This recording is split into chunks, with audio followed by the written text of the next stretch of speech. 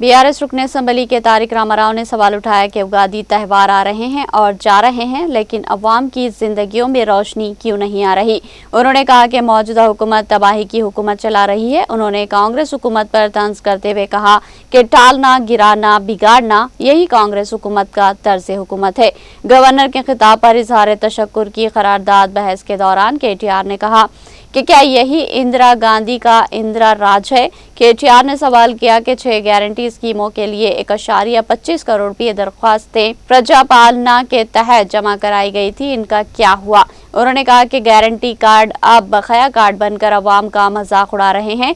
उन्होंने तंज किया कि हिंदुस्तानी क्रिकेट ने T20 वर्ल्ड कप जीत लिया, अगर 420 वर्ल्ड कप कराया जाए तो कांग्रेस पहले नंबर पर आएगी। उन्होंने कहा कि हुकूमत 4 आने काम करके उसे 12 आने खाम करार दे रही है। उन्होंने खबरदार किया कि जो लोग समझते हैं कि मैं ही राजा हूं, मैं ही मंत्री हूं, वो आखिरकार अपना सामान बंद कर चले जाएंगे।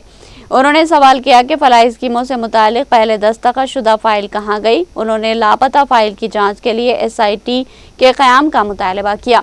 उन्होंने कहा कि दरियाए मूसा के किनारे डूबने वाले घरों की कीमत सिफर नहीं है, बल्कि रेवंत रेड्डी के वज़ीर आला बनने के बाद किए गए पहले दस्तखत की कीमत सिफर है। उन्होंने कहा कि अवाम की नज़र में कांग्रेस के गारंटी कार्ड्स और ऐलानात की कीमत सिफर है। उन्होंने वाज़ेह किया कि एतबार खो चुकी कांग्रेस हुकूमत की कीमत सिफर है। केटीआर ने वज़ीर आला रेवंत रेड्डी को अपनी शदीद तनकीद का निशाना बनाते हुए कहा कि ऐलानात करने के लिए वो दिल्ली से तैयारा किराए पर लेकर आए, लेकिन इन ऐलानात पर अमल दरामद नहीं कर रहे। उन्होंने इल्ज़ाम लगाया कि तेलंगाना की अवाम की दौलत को पड़ोसी रियासतों में कांग्रेस की इंतखाबी मुहिम के लिए इस्तेमाल किया जा रहा है। ఈ మధ్యన ముఖ్యమంత్రి గారు మాట్లాడుతూ ఒకటి చాటు చెప్పారు అధ్యక్ష, నేను కర్ణుడు లాంటి వాడిని అని చెప్పాడు అధ్యక్ష. కరెక్ట్ అధ్యక్ష, ముఖ్యమంత్రి గారు నిజంగానే కర్ణుడు లాంటి వాడు. ఎన్నికలకు ముందేమో దాన వీర శూర కర్ణ, ఎవరు ఏది అడిగినా ఓకే, ఇది అంతే ఇదంతే, మీకు ఇంతిస్తా అంతిస్తా. ఇప్పుడు ఎన్నికలు అయిపోయినాక మాత్రం ఓట్లు పడ్డాక అధ్యక్ష కుంభకర్ణ పత్తాలేడు అధ్యక్ష. ఎన్నికలకు ముందు దానకర్ణ, ఇప్పుడు మాత్రం కుంభకర్ణ అయిపోయింది అధ్యక్ష. అధ్యక్ష అందరికీ అన్ని చెప్పారు అధ్యక్ష.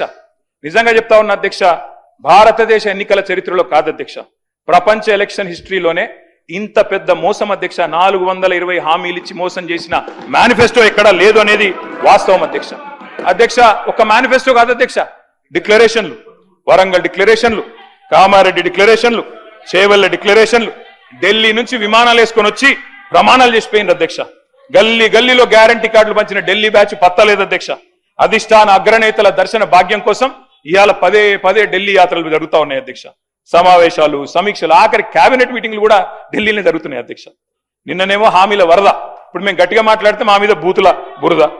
నిన్న డిక్లరేషన్ల మోత, ఇప్పుడు ఎగవేతల జాత. గ్యారంటీలు తాటాకంత, అమలు చేసింది చింతాకంత. ఇస్తామన్నది ఏనుగు, ఇచ్చింది ఎలుక. పని చారానా, ప్రచారం బారానా అధ్యక్ష. ఇది వీళ్ళ పనితీరు అధ్యక్ష. అధ్యక్ష వాస్తవం ఏంటంటే ఇక్కడనేమో జనం అచ్చ తెలుగులో తమ ఆవేదన వెళ్ళబోసుకుంటున్నారు అధ్యక్ష. వీళ్ళేమో మలయాళంలో, మరాఠీలో, బీహార్లో, హిందీ భాషల్లో గొప్పలు చెప్పుకుంటున్నారు అధ్యక్ష. తెలంగాణ జనం సొమ్ముతో ఇతర రాష్ట్రాల్లో ఎన్నికల ప్రచారాలు చేస్తా ఉన్నారు అధ్యక్ష. ఢిల్లీలో, బీహార్లో, మహారాష్ట్రలో, ఇప్పుడు కేరళలో ఎక్కడ ఎలక్షన్ వస్తే అక్కడ ఫుల్ పేజ్ కలర్ అడ్వర్టైజ్మెంట్లు ఇవాళ కాంగ్రెస్ పార్టీ ఇస్తా ఉంది అధ్యక్ష. ప్రజా ధనం కాంగ్రెస్ క్యాంపెయిన్ కు సమర్పణం అన్నట్టు అయిపోయింది అధ్యక్ష. జరగనివి జరిగినట్టు, చేయనివి చేసినట్టు, లేనివి ఉన్నట్టు అంతా కనికట్టు యాడ్ చేసి గ్రాఫిక్స్ మాయాజాలంతో బహుభాషల్లో బయట రాష్ట్రాల వాళ్ళని కూడా బురిడి కొట్టించే ప్రయత్నం ఈ సర్కార్ చేస్తా ఉంది అధ్యక్ష. ఈ సర్కార్ గొప్పతనం ఏంటంటే అధ్యక్ష, బీసీ సర్కారు మాయాజాలాన్ని కూడా ఈ సర్కారు మరిపించింది అధ్యక్ష. అధ్యక్ష ఇంకా విచిత్రం అధ్యక్ష, అసలే అటర్ఫ్లాప్ సినిమా, దానికట సంబురాలు అధ్యక్ష. 2వ సంబురం, 3వ సంబురం.